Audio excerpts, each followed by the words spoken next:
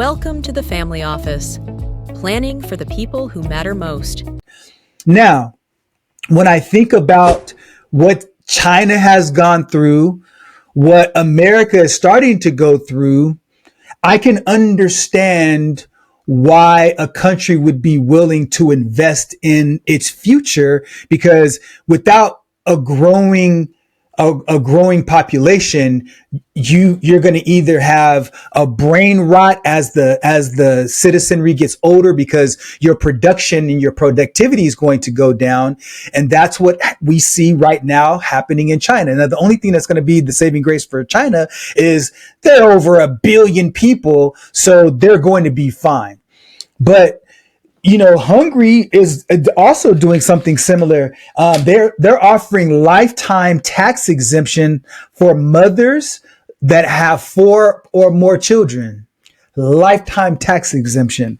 So, as I was saying, on the one hand, I have a problem with that, but on the other hand, I understand, because when you look at continents like Africa, they're one of the youngest continents in the world, and they're projected to be the next continent that has its major economic revolution because of all of the young minds that are being cultivated right now, especially when you think about AI and the globalization of information and access to information and how inexpensive that is.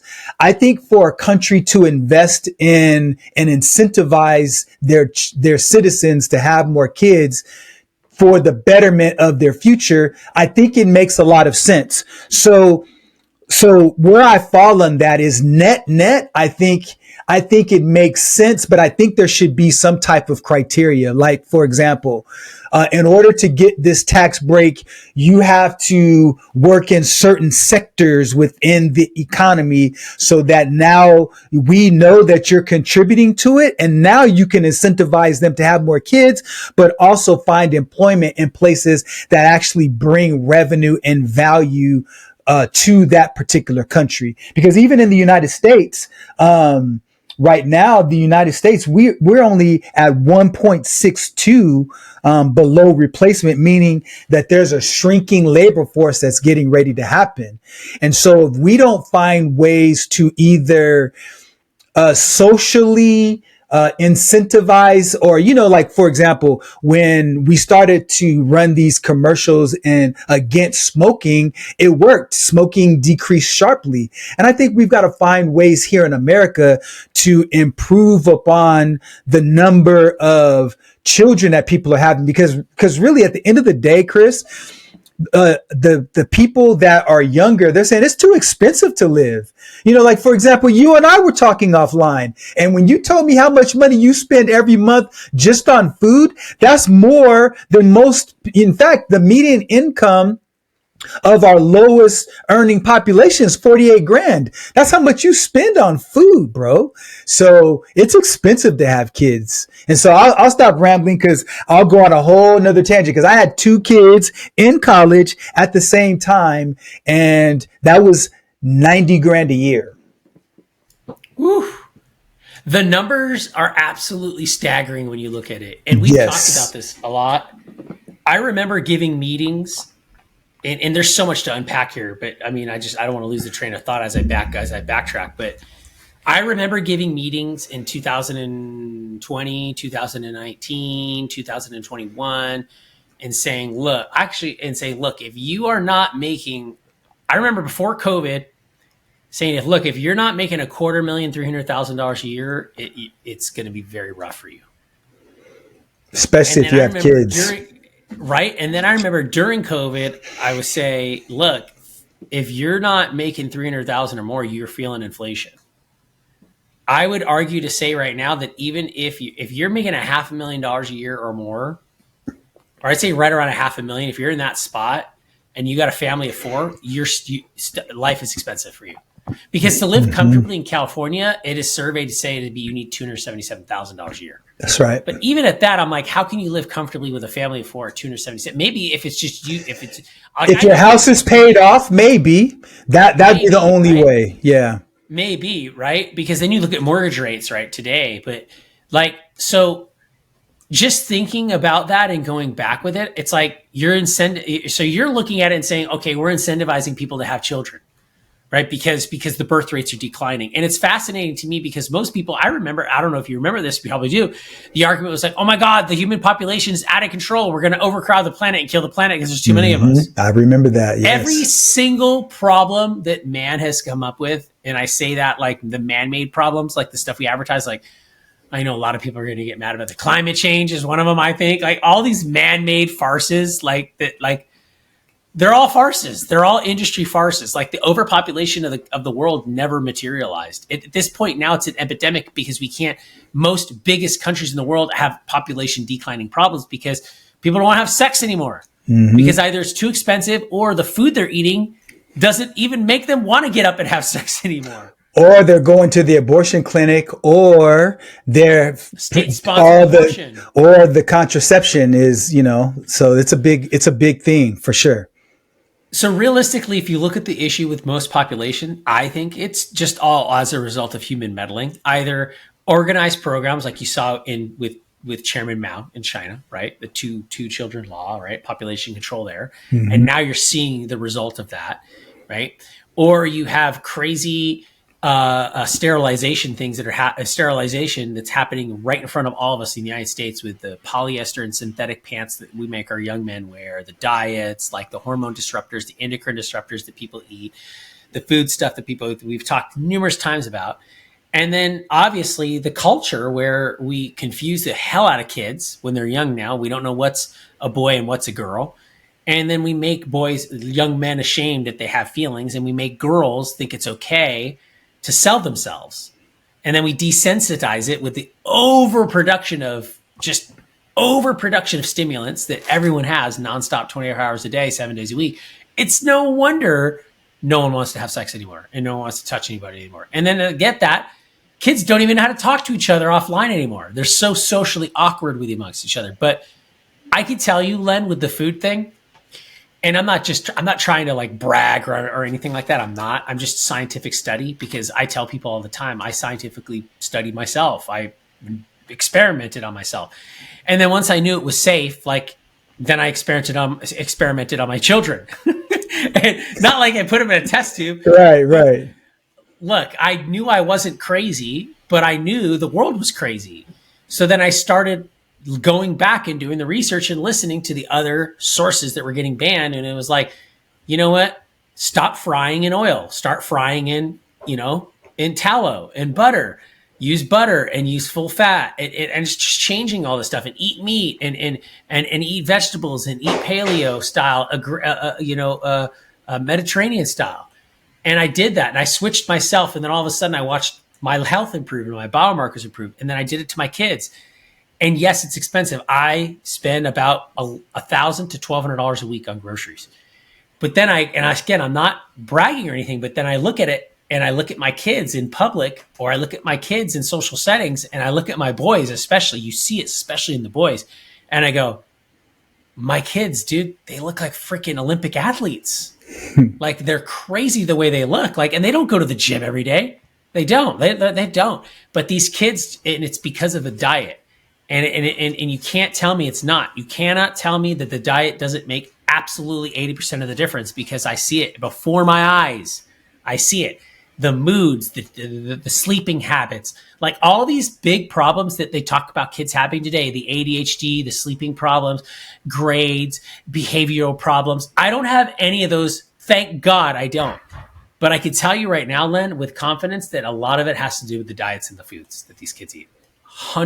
100%. And I think that that's a big problem that we don't talk about. So at any rate, I know kids don't eat properly, and we're talking about that now with budgeting and that type of stuff. So it's just baffling to me that anybody cannot see that correlation today. But I think it's good. I think it's good for them to promote that. And it's interesting to see, like you mentioned, Hungary doing it. It's these countries giving incentives, I think. And what do you think? It might incentivize wealthy people from America or wealthy people from westernized countries I think it's also incentivizing these countries are cracking the code to attract people like that. Wealthy people that want to make families and build families in Western countries are going to go to those countries, are going to migrate to those countries because they have the means to do it. And now they're free to do it. They get tax breaks, and they're going to bring productive value, cultural value to those countries and rebirth those countries. You're going to see a renaissance, I think, maybe in a lot of countries that are incentivizing wealthy Western people to move to those countries. I don't know. I think I see that trend happening with that as a result. Because you see a lot of countries doing it. Yeah, it's really interesting. Like when you look at what happened in Singapore between the 50s and the 80s, they had a real big surge in productivity. And I think when you go back to countries like Finland and Hungary and other European countries, having an incentive to attract the right people is something that I think will create unintended consequences. And this is what I mean by that.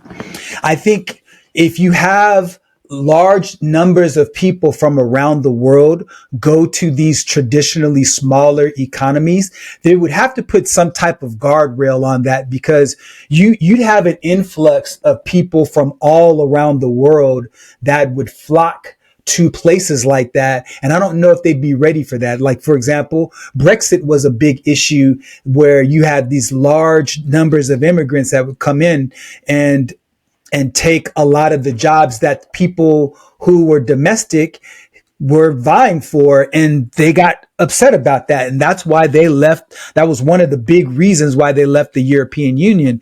So I don't know if that's the answer, because I think countries should have incentives for people within their own borders, because if you look at it, a lot of the conflicts that countries have around the world is around this whole issue of immigration. Now, I want to be very clear.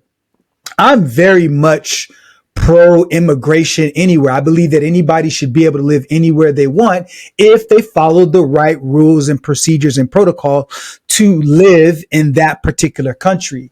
And I just think that, for example, in the United States, immigration was welcomed. In fact, if you look at the earnings per group of people, I wish I had the numbers in front of me, but I would say the first five. So Indians, Eastern Indians are the number one income earning population, followed by Koreans, followed by Japanese and Chinese.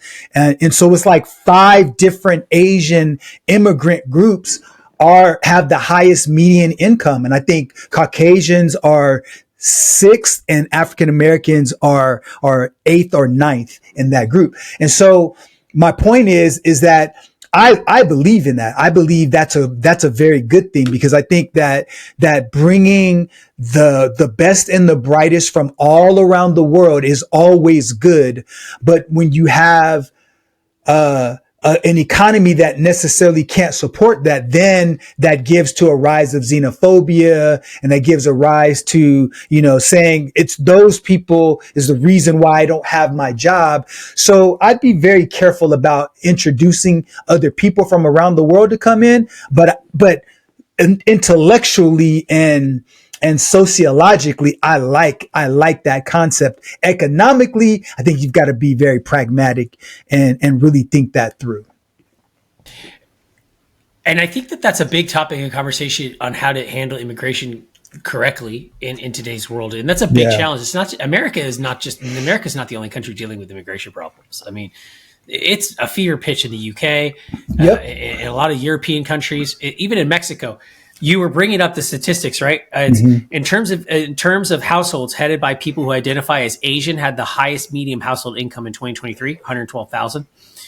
Households headed by Hispanics, $65,000, Black $56,000, had the lowest in 2023. So in terms of individual full-time wage, by 2025, Asian was the highest again. Whites, Blacks, Hispanics. That's how that flows. And what I've seen here a lot, especially as you see the immigration thing, you're right. Most people don't look at that effect.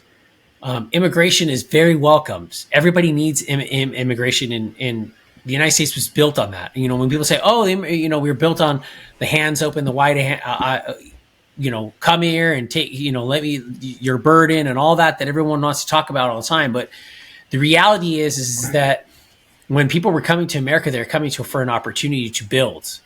My ancestors, Italian and Irish, Scotchmen, shipbuilding and things like that. They came here to build, and America was built. And when you look at the immigration that's happening today in America, a lot of it is not good. A lot of it's not good. I mean, you just had that incident in California where the guy that was here illegally on the 10, right? You saw that, right? You heard about that? That was 10 minutes away from my house. So for those of you that don't know what he's talking about. You're on that freeway, Len. You are on that freeway, Len. Every other day. Every other day I'm on that freeway. Yeah. So for those of you that don't know what we're talking about, a couple of days before this recording, there was a gentleman driving a car, and we saw the perspective of his dash cam, and he rear-ended a person who ran into another truck, and then he veered off and hit another person. So 3 people were killed. And what's so crazy is that the guy and his wife, I was walking with the gentleman just this morning. He knows that person, went to the same church as him. And he said he's, salt of the earth guy, loved his wife. His wife was really sweet. They made a lot of donations to their church and gave of their time. He was a coach. And if you see the violence of that crash, it was tragic. It was tragic. Now, here's the thing. What's crazy, I understand that the person was here illegally and had some criminal backgrounds or stuff like that. And I think, and it was a DUI situation. And so, like if I'm part of that community, I'm thinking, dude, bro, you making us look bad, bro. Because that's just, it's so tragic. And then with all of the heated rhetoric that's happening and all of the heated fighting that's happening as it relates to immigration and all of those things, anything you do, if you're a part of one of those groups that are being targeted, it's not good. And so it's a real shame about what happened, man, because it was tragic. But anyway, I didn't mean to cut you off, but I wanted to give some context to what you were talking about. No, I always appreciate that because it lays right down into it, and it just adds to the substance of it. Because, most people we always want to talk about, and put focus on the rights of those trying to immigrate here, and then the rights of those who are here illegally. But then we don't talk about the rights that were infringed on the persons that were killed as a result, who were here legally, who were doing everything right, who were model citizens in regards to what we know, right? Based on the information you just provided. But now their rights are infringed on, and they didn't even have a choice. So that is where you kind of look at it and go, you got to protect the productive people of your land. I mean, Japan has one of the most strictest immigration policies. New Zealand has one of the strictest immigration policies. All these countries have very strict immigration policies. So it pains me to see people in America not educate themselves and just be very ignorant about immigration. And I actually study this and look at this and think America's evil, because we're not.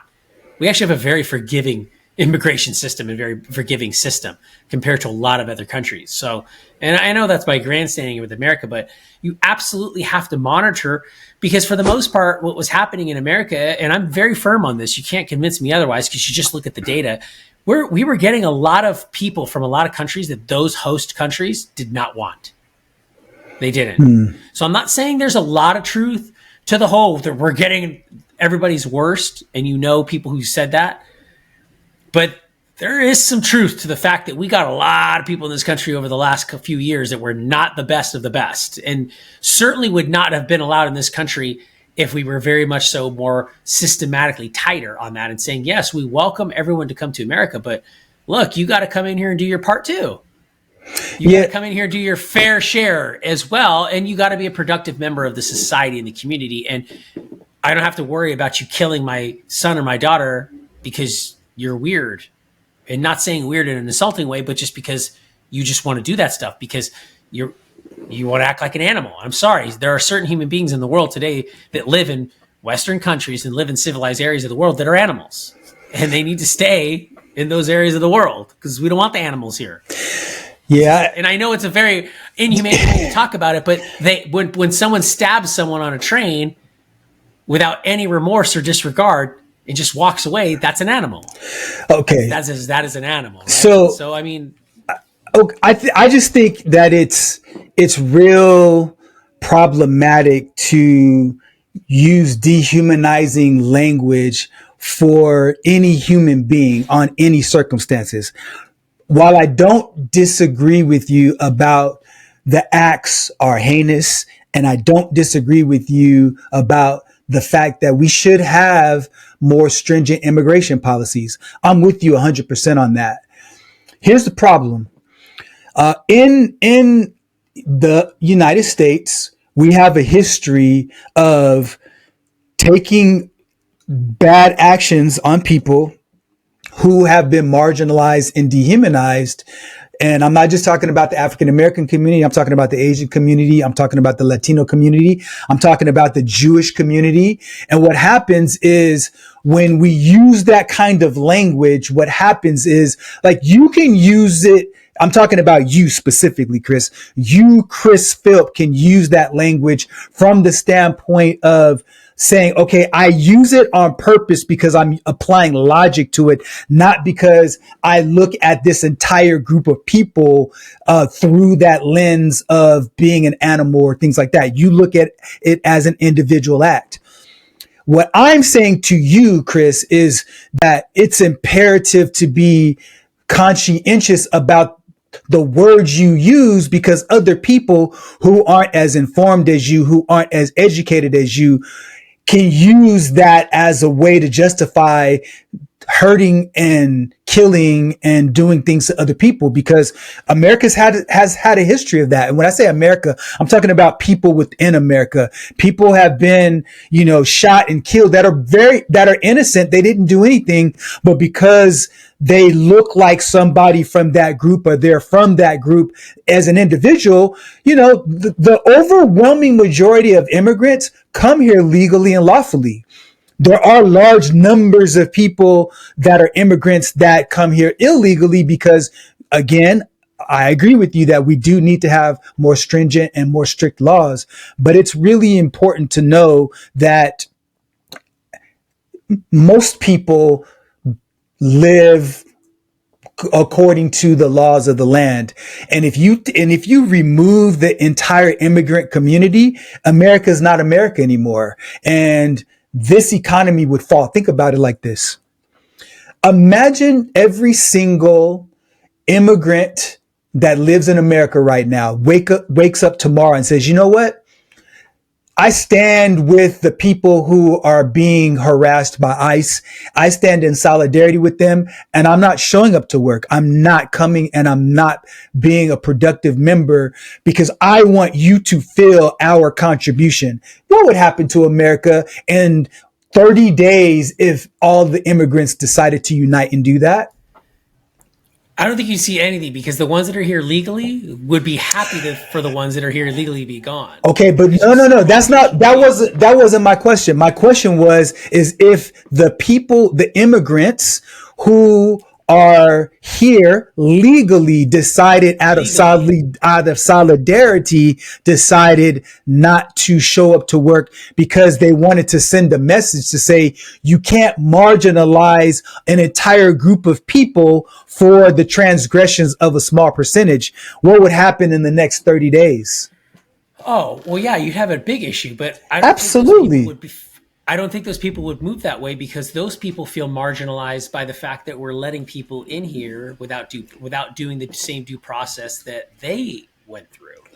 So they feel like, wait a minute, I went through the due process to come here to be not to be a model citizen, but be a good citizen and be productive. But now I feel marginalized because all these guys that are not even over here doing the right thing are being let in and not having to do the stuff that I had to go in. So I think that's the perspective. And absolutely, you're absolutely right, Len. I don't look at it from that perspective, what you said in regards to a group of people. I know that because I know you.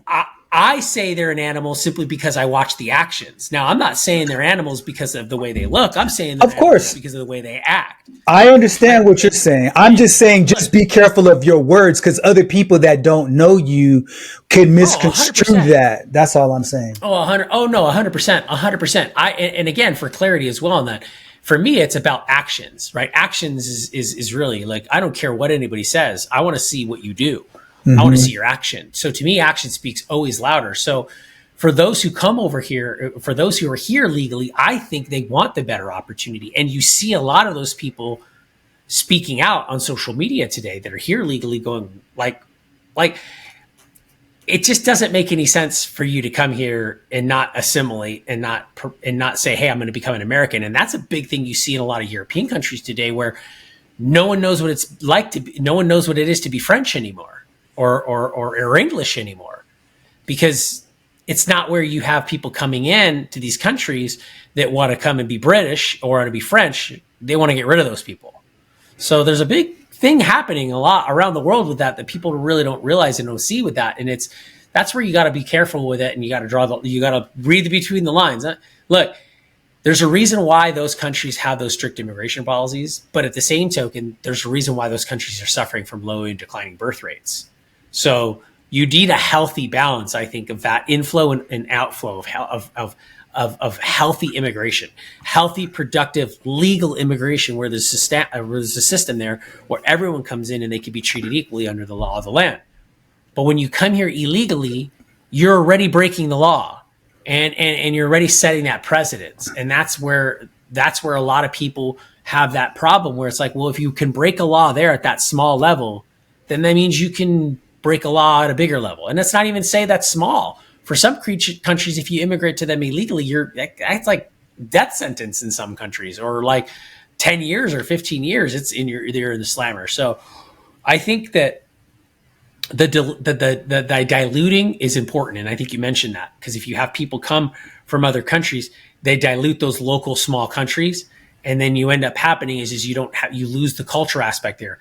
I'm afraid of that happening in a lot of other established countries as well. I think it's happening everywhere, but eventually everybody will be mixed together. So I'm curious to know, Len, your perspective on this, because you see this. Why haven't we seen, or why hasn't there been a massive African state or African country that has just blossomed to become industrialized like you've seen in the rest of the westernized world? Or why have you not seen that happen yet on that continent? What is, besides South Africa, and I'm not sure, I'm not educated, by the way, I'm very ignorant to how the geopolitically it works there, but I'm curious because I know you're a little bit more enlightened on that. How is that? Why have we not seen, because I know you touched on it earlier, why have we not seen a superpower or something emerge from that continent? Why has that not happened yet? I'm curious to know why that hasn't happened. I think we would really need to do an entire podcast on that topic, but I'll give you a couple of. What's the Reader's Digest? And then maybe we can look at that and explore that topic, because I would be interested to know the history of that as to why that happened that way. Yeah. So in 1948, there was a Berlin conference that took place. And this is where European nations got together and decided how to carve up Africa for the different countries. And so colonialism has existed in Africa longer than slavery has existed here in the United States. And so what ended up happening is you had this major influx of European merchants go into Africa and negotiate trade with the local chiefs and local rulers. And what ended up happening is they recognized all of the resources that the continent had, the natural resources, and they decided to go and exploit those for years and years. And even to this day, you have countries like Senegal, who's under the rulership of France, and so what ends up happening is many African countries, they grow the natural resources, and then they ship them over to Europe and China and the United States on a lesser extent, those countries manufacture those goods and then sell their own resources back to Africa at a significantly higher price. And so because the means of manufacturing production happens outside of the continent of Africa, they don't have the capacity to grow their own food and their own resources, manufacture them and send them off, because other companies and other countries have taken that part of the means of production outside, and all of the riches from Africa bleed into other continents. So you look at colonialism. So that's a political economic situation that took place. And then you have the trade, which is purely economic, which is really, really hurt the continent of Africa in a big way. So when you look at their main needs, their main needs there is just the ability to control the means of production so they can take their own infrastructure and begin to make manufacturing of goods and services so they can make the money. That's the Reader's Digest of it. But there's so much of a deep history where even to this day, you had companies like Shell go into Nigeria and Kenya and Ghana and extract the oil, make it into gas, sell it for a profit, and the people that produce the actual raw material didn't even benefit from it. And so you see that still to this day. And some countries are now in the process where they're saying, look, other countries, if you are not an African country, you can't do mining here. You can't do drilling here. You can't extract our natural resources. So little by little, the continent is starting to wake up.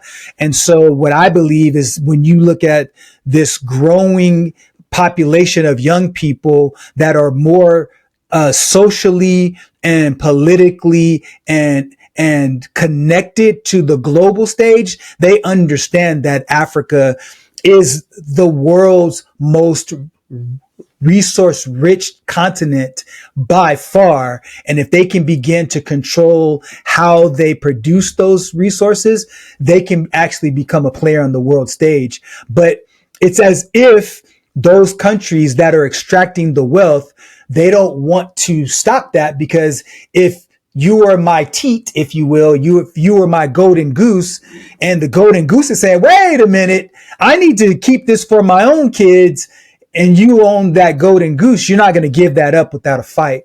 So I'm really interested to see what Africa is going to do over the next 30 to 50 years, because, my concern is that the continents and the other countries that control a lot of the trade that's happening right now is going to push back the more Africa decides to rise up. Because I don't know if you know or not, there's 54 countries in Africa. Africa is it's huge. Yes. Huge. If you take China, if you take the US and the UK, that fits in like the area of like the top part of Africa. It's crazy how big it is. So, yeah. Massive untapped land of resources. And it's interesting because you go back to it's like systemic colonialism, trade, going back to the like 1800s, still has a lasting control over a country, and has allowed it not to control its supply chain. Mm-hmm. Has allowed an entire continent not to control its own. It's like pretty much robbing the sovereign wealth of your country. That's exactly what it is. Back to them. That's exactly what it is. Their sovereign wealth. That's exactly what it is. And that's really like a lot of people look at that today. That's happening in America today, right? You're fleecing the sovereign wealth of America, and no one's getting, and people are starving and they can't get their snaps. Yeah, and we haven't even talked about the World Bank and the International Monetary Fund that loans them money, and they charge them an interest rate that's so exorbitant that they'll never be able to pay it back. And so that's trapping people in the endless debt cycle. That's talk about those things. If you've never read the book Creature from Jekyll Island, I highly suggest you read it. It's a fascinating story about how the Federal Reserve was started and why and where and what, and just the evilnesses of it. And for those of you that tuned in, please feel free to like and subscribe and comment and do all that stuff that people ask for on YouTube. We definitely want to get this word out to as many people in this growing audience that we have. And each week we'll get better and continue to bring you great content and realistic content and relevant content and current content. And our goal is to make sure that if you listen and follow us, that you're going to learn applicable things in your life that will enhance the quality of your life. And so with that being said, Chris, it's good to talk to you as well as always. And I look forward to our next conversation. Conversation has given you clarity on your next steps. Please share this episode with someone who's walking the same path. Don't forget to like and subscribe so you won't miss future episodes. And remember, planning ahead isn't just prudent, it's an act of care. Thanks for joining us, and we'll see you next time on The Family Office.